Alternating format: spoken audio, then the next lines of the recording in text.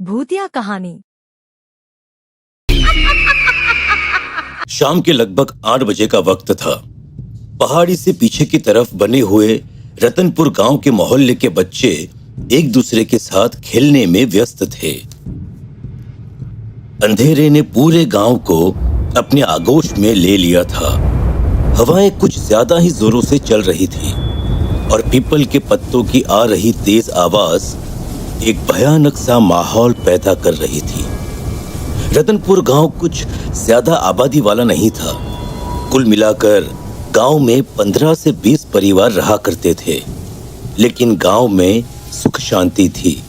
लोगों के अंदर आपस में प्रेम था और गांव के बच्चे देर रात तक मोहल्ले के बीच खेला करते थे। लेकिन आज तक गांव में किसी तरह की कोई अनहोनी नहीं हुई थी। लेकिन आज की रात गांव का मौसम जिस तरह से बदला था वो कुछ अलग था। गांव के लोगों को लग रहा था जैसे ये हवाएं नॉर्मल नहीं है, बल्कि कुछ तो है जो बाकी दिनों से अलग है। और इसीलिए मोहल्ले के बीचों बीच खेल रही पिंकी, गुड़िया, पप्पू और रानी, इन चारों बच्चों को इनके माँ बाप आवाज देकर बुला रहे थे। लेकिन ये बच्चे खेलने में इतने व्यस्त थे कि इन्हें अपने माँ बाप की आवाज तक सुनाई नहीं दे रही थी। पप्पू, तुझे पता है ये जो हमारे गांव का चौक है ना, इसके सामने गली में जो घर है वो अंदर से बहुत सुंदर है, लेकिन उस घर में तो कोई रहता ही नहीं। तुझे कैसे पता वो घर बहुत सुंदर है? अरे मेरे पापा ने मुझे बताया था। पहले जमाने में ना ये राजा का घर हुआ करता था। मुझे भी राजा का घर देखना है, कैसा होता है। लेकिन उस घर पर तो ताला लगा हुआ है। उस घर के अंदर कोई नहीं जा सकता, बस मंदिर के पुजारी जी है, वो उसकी साफ सफाई करवाने के लिए जाते हैं कभी कभी। ऐसा कुछ नहीं है, मेरे पापा कह रहे थे, क्योंकि उस घर के पीछे वाली दीवार है ना, वो अब टूटने वाली है और वहाँ पर एक दरवाजा भी है, वहाँ से हम अंदर जा सकते हैं। अरे लेकिन उस दरवाजे पर भी तो ताला लगा होगा ना। जब वो घर कभी नहीं खुलता तो पीछे वाला दरवाजा खुला कैसे रह सकता है? अरे मैं बता रही हूँ ना, दीवार टूट गई है तो दरवाजा कमजोर हो गया है और पुजारी जी ने अभी तक ठीक नहीं करवाया। हम चाहे तो वहाँ से जा सकते हैं अंदर। चलो ना, चलकर देखते हैं कि राजा का घर कैसा होता है। लेकिन अभी तो वहाँ पर अंधेरा होगा, इतनी तेज हवा चल रही है, गाँव की लाइट भी तो चली गई है। अरे कोई बात नहीं, मेरे पास ना एक लाइटर है, हम उसकी रोशनी में अंदर चले जाएंगे। और इतना कहकर चारों बच्चे उस घर की तरफ चल पड़ते हैं। जैसे ही वो बच्चे उस घर के पीछे के हिस्से की तरफ पहुंचे और उन्होंने उस दरवाजे को हाथ लगाया, उस गांव में चल रही हवाएं कुछ ज्यादा जोर से चलने लगी। आसमान में जोर से बिजली कड़की और बिजली के कड़कने की आवाज सुनकर वो चारों बच्चे बुरी तरह से सहम गए। मुझे लगता है हमें वापस घर चलना चाहिए। देखो ना, कितने जोर से आंधी चल रही है और माँ भी कब से आवाज दे रही है। अब यहाँ तक आ गए हैं तो राजा का घर देखकर ही जाएंगे ना। गुड़िया बिल्कुल ठीक कह रही है, चलो इस दरवाजे को धक्का देते हैं। वो सारे बच्चे मिलकर उस घर के पिछले हिस्से के दरवाजे को धक्का मार देते हैं। लेकिन धक्का मारते ही एक बहुत ही भयानक चीखने की आवाज उन्हें सुनाई देती है। आसमान में जोर से बिजली कड़कती है और चारों बच्चे वहां से भाग जाते हैं। पिंकी के घर उसकी माँ राधिका और पापा रमेश उसका बहुत देर से इंतजार कर रहे थे। पिंकी बेटा, मैं कब से तुम्हें आवाज दे रही थी, लेकिन तुमने मेरी आवाज ही नहीं सुनी।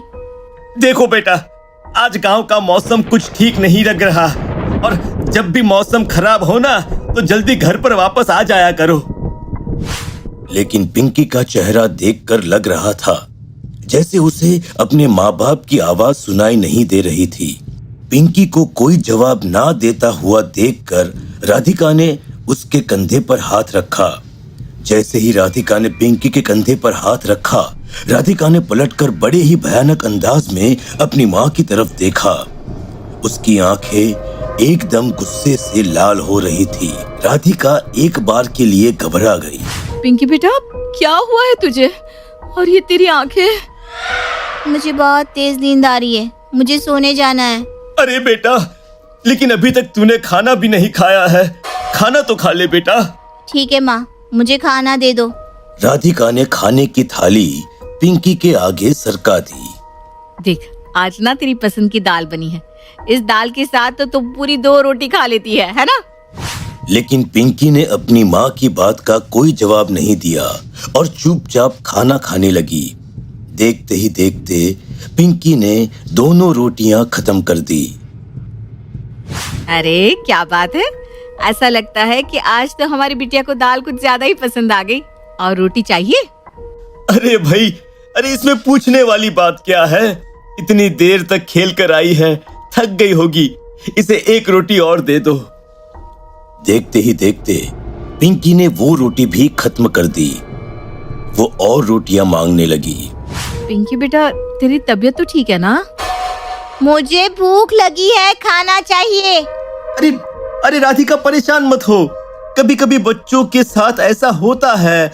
और अरे उसे और रोटी दे दो, चलो। ऐसा करते करते पिंकी वहां बैठे बैठे रोटियां खाती गई और खाते खाते उसने लगभग 10 रोटियां खत्म कर दी।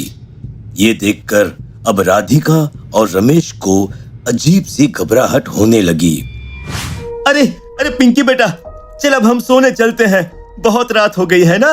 रमेश पिंकी को उसके कमरे में सुलाकर बाहर आ जाता है। आपको कुछ अजीब नहीं लग रहा?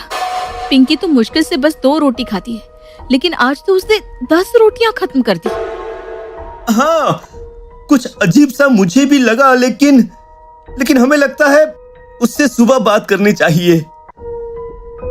पप्पू के घर पर पप्पू के माँ अश्विनी और पापा कैलाश भी उसका बड़ी बेसब्री से इंतजार कर रहे थे। देख पप्पू, मैंने तुझे बहुत बार समझाया।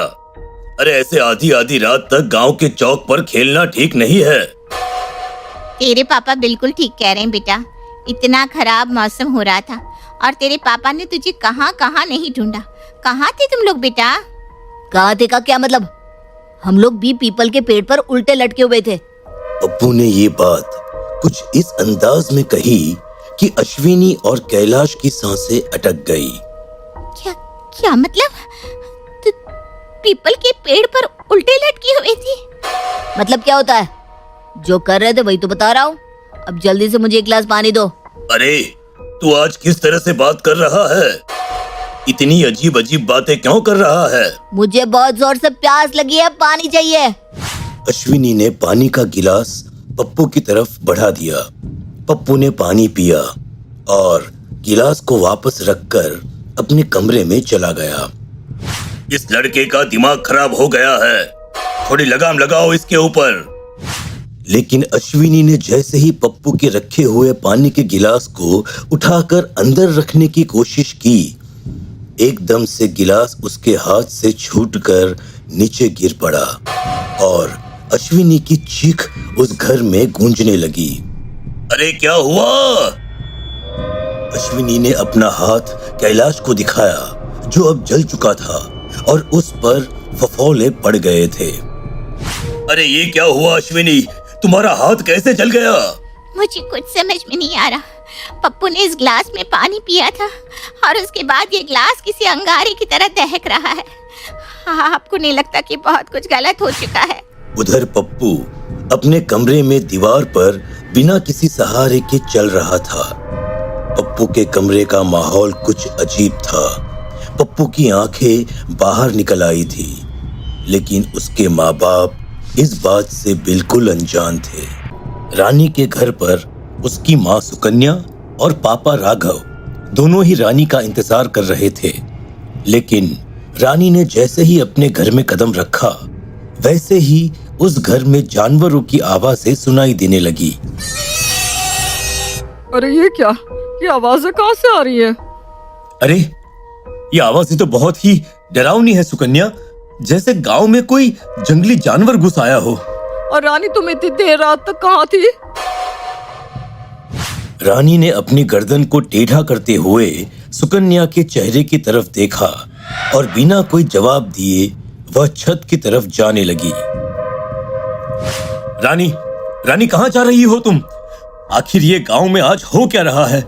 पहले ये डरावना तूफान और अब जानवरों की आवाजें। मैं पड़ोस वाले रामू से पूछकर आता हूँ। पागल हो गए हो क्या? मुझे तो कुछ आज वैसे ही ठीक नहीं लग रहा और तुम्हें बाहर जाना है। लेकिन ये जंगली जानवरों की आवाजें कैसी हैं? तभी अचानक से राघव और सुकन्या को अपने घर की छत से भी वही भयानक आवाजें सुनाई देना शुरू हो जाती हैं। ये क्या हुआ? अभी अभी हमारी बेटी रानी छत पर गई है। हे भगवान, कहीं उसे कुछ हो न गया हो। वो दोनों भागते हुए छत पर जाते हैं, लेकिन वहां का नजारा देखकर उन दोनों के होश उड़ जाते हैं। रानी के मुंह से बड़े बड़े दांत निकल आए थे और वो बड़े ही भयानक तरीके से छत पर यहाँ से वहां छलांगे मार रही थी। हे भगवान, ये हमारी बेटी को क्या हो गया है? लगता है जैसे किसी बुरी आत्मा का साया इसके ऊपर आ गया है। गुड़िया के घर पर गुड़िया की माँ और पापा यानी कि सुदेश और कावेरी गुड़िया का इंतजार कर रहे थे, लेकिन तभी अचानक से उन्हें अपने घर में एक लाल रंग का धुआं भरते हुए नजर आने लगा। अरे ये क्या? ये हमारे घर में धुआं कैसा है? सुदेश और कावेरी जोर जोर से खांसने लगे। तभी अचानक उनकी नजर घर के दरवाजे की तरफ पड़ी, जहां पर एक भयानक सा दिखने वाला साया खड़ा हुआ था। सुदेश और कावेरी के होश उड़ गए। कौन है वहां पर? अरे कौन हो तुम? पापा, आपने अपनी बेटी को भी नहीं पहचाना? मैं आपकी बेटी गुड़िया हूँ। और इतना कहकर गुड़िया बड़े ही भयानक अंदाज में जोर जोर से हंसने लगती है।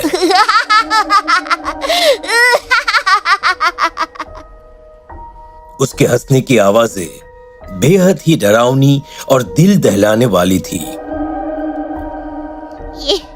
ये हमारी बच्ची को क्या हो गया है? चारों तरफ अजीब सा माहौल है। गुड़िया बेटा, तुम ठीक तो हो ना?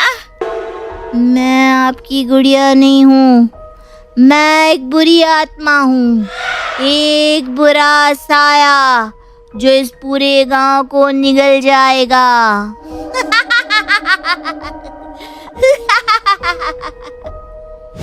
और इतना कहकर वो फिर से जोर जोर से हंसने लगी। धीरे धीरे से गुड़िया के हंसने की आवाजें रानी के घर से आने वाली जानवरों की आवाजें तेज होने लगती है और देखते ही देखते गांव में अजीबोगरीब शक्ल के दिखने वाले भयानक साए नजर आने लगते हैं। गांव के लोग इन आवाजों को सुनकर बाहर निकल आते हैं। गुड़िया, पिंकी, पप्पू और रानी ये चारों भी गांव के चौक पर आकर खड़े हो जाते हैं। गांव के सभी लोगों की डर के मारे हालत खराब हो चुकी थी। उनकी समझ में नहीं आ रहा था कि आखिर ये सब हो क्या रहा है। आखिर हमारे बच्चों को हुआ क्या है? हमारे गांव का माहौल इतना सुख शांति से भरा हुआ था, अचानक ये सब क्या हो गया? हमें पंडित जी को बुला लेना चाहिए, अब वही कुछ कर सकते हैं। पता नहीं हमारे बच्चों के साथ किसी ने कुछ कर दिया है। अरे हमें कुछ तो करना होगा। ये डरावने साए हमारे पूरे गांव को खत्म कर देंगे। इससे पहले कि पंडित जी वहां पर आते, देखते ही देखते वो डरावने साए गायब हो जाते हैं और साथ में ही वो चारों बच्चे भी गायब हो जाते हैं और गांव में मातम का माहौल हो जाता है। लोगों के रोने पीटने की आवाजें आती हैं, चारों तरफ सुनाई देने लगती है, लेकिन वो बच्चे वापस नहीं आते। धीरे धीरे सुबह हो जाती है। गांव के सब लोग पंडित जी के साथ उस पुराने घर के पास पहुंचते हैं, जहां पर बच्चे खेलने के लिए गए थे। पंडित जी, इस घर की वजह से ही सब कुछ हुआ है। कल रात को बच्चे यहीं पर खेलने आए थे। इस घर के पिछले दरवाजे का ताला टूटा हुआ है। इसका मतलब है कि जिस अनर्थ का हमें डर था वही हुआ है। कैसा अनर्थ पंडित जी?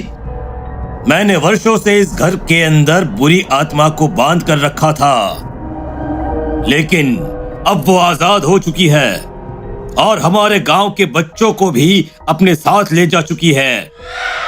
नहीं नहीं नहीं पंडित जी, ऐसा नहीं हो सकता। आप प्लीज हमारे बच्चों को बचा लीजिए, बचा लीजिए। हाँ पंडित जी, अगर हमारे बच्चे वापस नहीं आए तो हम लोग जिंदा नहीं रह पाएंगे। अरे लेकिन पंडित जी, ये कौन सी बुरी आत्माएं हैं? आप किसके बारे में बात कर रहे हैं? वर्षों पहले इस गांव में एक बहुत ही भयानक बीमारी फैली थी और उस बीमारी के चलते कई लोग रातों रात मर गए थे। उन लोगों के बुरे साए इस गांव में भटक रहे हैं, जिन्हें तंत्र मंत्र की मदद से मैंने इस घर के अंदर बंद करके रखा था। इस घर के पीछे की दीवार टूट गई थी और मैं उससे ठीक करवाने ही वाला था, लेकिन तभी अचानक बच्चों ने इसे खोलकर इस अनर्थ को न्योता दे दिया। लेकिन अब क्या होगा पंडित जी? क्या हमारे बच्चे वापस कभी नहीं आएंगे? और पंडित जी, आखिर हम ऐसा क्या करें? कुछ नहीं, बस हम सबको उस घर के अंदर जाकर उन आत्माओं का आह्वान करना होगा। गांव के सब लोग बुरी तरह से डरे हुए थे, लेकिन बच्चों को वापस लाने की बात की वजह से वो सब उस घर के अंदर जाते हैं और पंडित जी के बताए अनुसार चारों तरफ घर में लाल रंग का सिंदूर बिखेर देते हैं। देखते ही देखते उस घर के अंदर एक लाल और काले रंग का धुआं भरने लगता है और वो बुरे साए वहां पर पहुंच जाते हैं। ये आवाजें कितनी भयानक हैं। किसी को भी डरने की जरूरत नहीं है। मैं बस जैसे ही इशारा करूं, आप सब लोग यहां से बाहर भाग जाना। धीरे धीरे बुरे साए उस घर के बीचों बीच आकर जोर जोर से डरावनी आवाजें निकालने लगते हैं। साथ में वो चारों बच्चे भी थे। पंडित जी के कहने पर उन चारों बच्चों के माता पिता ने अपने बच्चों को उठाया और घर से बाहर निकल गए और देखते ही देखते वो साए फिर से उस घर के अंदर कैद हो गए और रतनपुर गांव एक बार फिर से पहले की तरह हो गया। लेकिन उस घटना के बाद किसी ने भी उस घर के आसपास जाने की या उस घर के तालों को खोलने की हिम्मत कभी भी नहीं की।